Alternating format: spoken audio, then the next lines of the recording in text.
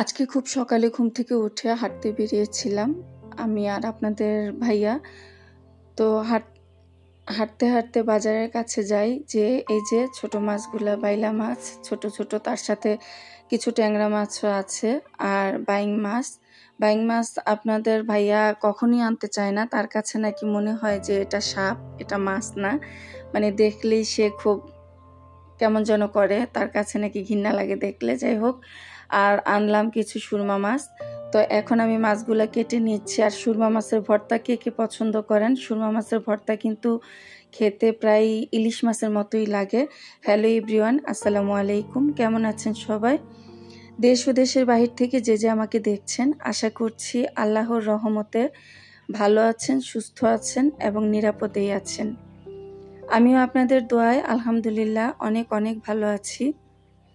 তো এই তো মাছগুলো এখন কুটে নিচ্ছি। সকালে নাস্তা কিন্তু এখনো তৈরি করিনি, হেঁটে এসেই মাছগুলা কুটতে বসেছে। আর এখানে আমি একটা ক্লিনজার বানিয়ে নিচ্ছি।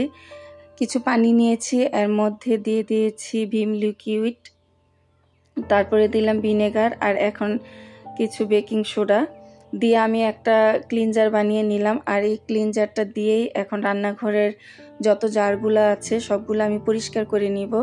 আজকে আমি সকাল সকালই এই কাজগুলো করে নিচ্ছি, কারণ সকাল সকাল যদি কাজগুলো করে না নিই তাহলে অন্যান্য কাজের পরে আর এগুলা করা হয় না। তাই আমার টার্গেটই ছিল যে আজকে সকাল সকাল ঘুম থেকে উঠে সর্বপ্রথম রান্নাঘরের এই কাজগুলো আমি করে নিব, করে এই জায়গাটা পরিষ্কার করে গুছিয়ে নিব নতুন করে। আমি এই রান্নাঘরের এই জায়গাটাতে ছোট্ট একটা কফি কর্নার বানানোর চিন্তা ভাবনা করছি, কিন্তু হবে কিনা জানি না, তবে চেষ্টা করব। আর এই যে প্রত্যেকটা জারের মধ্যে কিন্তু প্রচুর পরিমাণে তেল চিটচিটে দাগ ছিল। তো এই তেল চিটচিটে দাগ বয়মগুলা আমাদের বেসিনে নিয়ে ঘষা মাজা করে ধুয়ে নিতে হয়, কিন্তু এই ক্লিনজারটা যদি একবার বানিয়ে ব্যবহার করেন তাহলে আর ঘষা মাজার প্রয়োজন হবে না, এমনিতেই পরিষ্কার হয়ে যায় ক্লিনজার দিয়ে যদি একটা তাওয়াল দিয়ে আমরা মুছে নিই। আর আমি কিন্তু এটাই করি, প্রায় 1-1.5 মাস পর পর আমি ডিপ ক্লিন করি, তাছাড়া সবসময় এভাবেই পরিষ্কার করে নিই। আর খুব সুন্দর পরিষ্কার থাকে আমার রান্নাঘরের যত জার আছে। আর রান্নাঘরের জালনা বলেন, অন্যান্য জিনিসপত্র বলেন, সব কিছুই আমি এভাবেই ক্লিন করে থাকি। প্রতিদিন তো আর ডিপ ক্লিন করা সম্ভব না, মাসে কিংবা 1-1.5 মাস পরে একবার ডিপ ক্লিন করলেই হয়। আর আমার এই যে চুলার পাশে যে দাগগুলো দেখা যাচ্ছে এগুলা কিন্তু কোনো দাগ না, ময়লার। এইখানে যেহেতু চুলা ছিল, চুলার তাপে এমন লাল হয়ে গেছে। কেউ ভাববেন না এগুলা ময়লা, অনেক ঘষা মাজা করেছি কিন্তু এগুলা কখনোই উঠাতে পারিনি। তো এখন আমি এই চুলার পাশটাতে একটু নতুন করে গুছিয়ে নিব। তার আগে আমার মশলার জারগুলো আমি পরিষ্কার করে নিয়েছি, সব মশলা শেষ হয়ে গেছিল। তো এখন মশলার জারগুলো একটু রিফিল করে নিচ্ছি। মশলার জার, তেলের জার, এগুলা সবই আমি এই ক্লিনজারটা দিয়ে পরিষ্কার করে তারপর নতুন করে আমি সব কিছু রিফিল করে নিচ্ছি। সকাল সকাল ঘুম থেকে উঠলে না অনেক কাজ করা যায়, কিন্তু আমরা তো সকাল সকাল ঘুম থেকে উঠতেই পারি না। আমরা বলতে মানে আমার বাসার কথা বলছি, খুব সকালে উঠতেই পারি না ঘুম থেকে। তো ইদানিং একটু চেষ্টা করি যতটা সম্ভব সকালে ওঠার। আর সকালে ঘুম থেকে উঠলে দেখবেন সারাটা দিন অনেক কাজের বরকত পাওয়া যায়। তা আমি কিন্তু তেলের বোতলটাও পরিষ্কার করে তারপর তেল রিফিল করে নিলাম। আর এই চুলা টুলা এগুলা সবই আমি পরিষ্কার করে নিব। তার আগে এই পাশটা আমি একটু পরিষ্কার করে একটা ম্যাট বিছিয়ে দিব।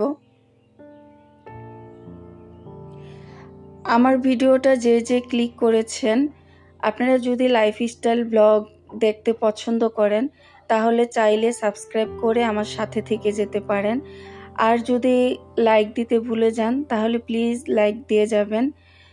আর আপনারা সুন্দর সুন্দর কমেন্ট করেন, আমার এত ভালো লাগে। আপনাদের এই সুন্দর সুন্দর কমেন্টগুলোই আমাকে নতুন করে কাজ করার অনুপ্রেরণা যোগায়। অনেক সময় কাজ থেকে মুখ থুবড়ে যাই, কিন্তু আপনাদের কমেন্ট দেখলে আবার নতুন করে কাজে ফিরে আসি। কাজ করতে যেন অনেক বেশি উৎসাহ পাই আপনাদের এত সুন্দর সুন্দর কমেন্টে।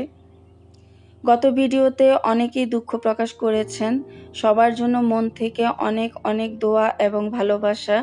সত্যি আমাদের উপর দিয়ে যা কিছু গেছে একমাত্র আল্লাহ পাকই জানেন। এখনও অসুস্থ আছে, জানি না কতদিনে সুস্থ হবেন। তো সবাই অনেক অনেক বেশি দোয়া করেছেন আমার ভাগিনার জন্য।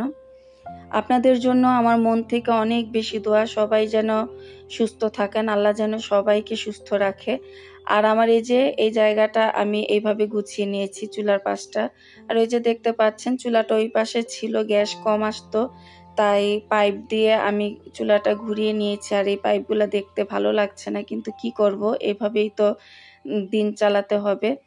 তো আমি রান্নাঘরটা পরিষ্কার করে চলে আসলাম আমার রুমে, যেহেতু ঘুম থেকে উঠে এখন আমার বিছানাগুলো গুছাইনি, তো বিছানাটা গুছিয়ে নিলাম। বিছানাটা গুছিয়ে বারান্দা থেকে কিছু কাপড় চোপড় নিয়ে আসছিলাম রাতে, তো এগুলা তো গুছানো হয়নি।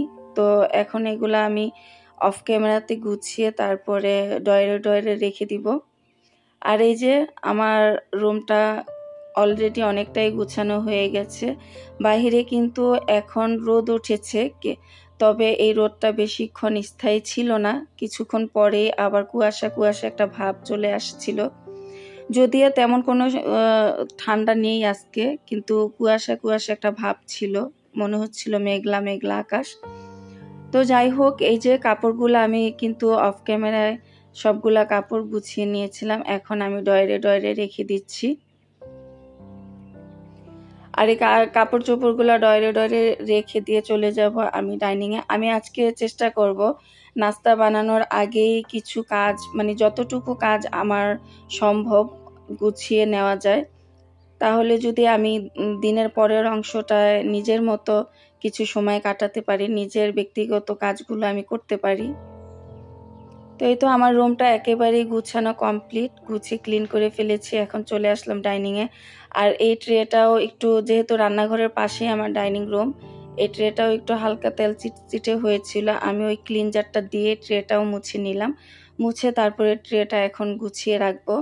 আর এই যে জারগুলা, এগুলা আমি সব ক্লিন করে নিয়েছি অফ ক্যামেরায়।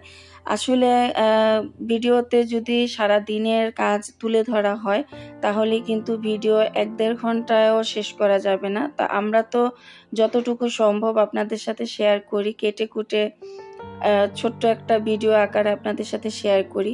কিন্তু একটা সংসারে কি আসলে এতটুকু কাজ আর এত সময় করা যায়? কখনোই যায় না, আমরা গৃহিণীরা এটা খুব ভালোভাবেই জানি। তা আমি ডাইনিং টেবিলটাও খুব ভালোভাবে পরিষ্কার করে নিলাম। এখন আমি চলে যাব রান্নাঘরে। তবে রান্নাঘরে যাওয়ার আগে আমার এই যে গেস্ট রুমটা, এখানে একটা ভাইয়া আছে। ভাইয়া বলতে আমার দেবর সম্পর্ক হয়, আমার হাজবেন্ডের ফুফাতো ভাই। তো উনি বেড়াতে আসছে, তো ওনার এই বেডটাও আমি গুছিয়ে তারপরে চলে আসলাম এখন রুমটা ঝাড়ু দিয়ে নিতে। তো রুমটা ঝাড়ু দিয়েই তারপর আমি রান্নাঘরে চলে যাব। মনে হলো যে এখনো তো বেশ সময় আছে, আমরা নাস্তা করতে করতে 10টা সাড়ে 10টা বাজে, আর এখন বাজে 9:30। তো চলে আসলাম পুরাটা বাসা ঝাড়ু দিয়ে কমপ্লিট করে রান্নাঘরে। আর আমার জন্য কিছু রুটি বানিয়ে নিচ্ছি, যেহেতু আমি সকালে রুটি খাই আর ওরা সবাই হচ্ছে ভাত খায়, তো সেই কারণে আমার রুটিটা বানিয়ে নিচ্ছি। আর ওদের ভাত খাওয়ার ব্যবস্থাটাও আমি করে ফেলেছি অফ ক্যামেরাতে, ওটা আর আপনাদের সাথে শেয়ার করিনি। আর রুটির আটাটা আজকে একটু নরম হয়ে গেছে, বেলতে যে দেখতে পাচ্ছেন কেমন হয়ে যাচ্ছে, মনে হচ্ছে যে পিঁড়ির মধ্যে লেগে যাচ্ছে।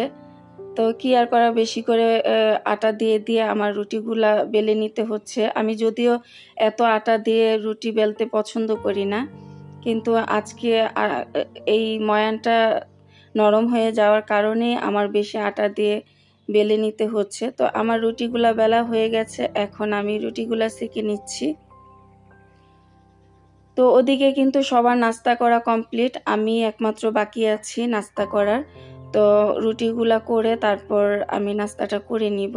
আর আজকের সকালের রুটিনটাই আপনাদের সাথে আমি শেয়ার করলাম, যে সকালে ঘুম থেকে উঠে আমার রুটিনটা কেমন থাকে আর আমি কি কি কাজগুলো করি। সকালে যখনই আমি ঘুম থেকে উঠি না কেন আমি সবসময় এটাই করি। যদি একটু দেরি হয়ে যায় তাহলে আগে নাস্তার কাজটা কমপ্লিট করি, আর যদি তাড়াতাড়ি ঘুম থেকে উঠতে পারি তাহলে ঘরের কাজগুলো আগে কমপ্লিট করে তারপর নাস্তা বানাতে চলে আসি। এভাবেই চলে আমার সকাল থেকে রাত। তো ভিডিওটা আজকের মতো এখানেই শেষ করছি। ভালো থাকবেন, সুস্থ থাকবেন। আল্লাহ হাফেজ।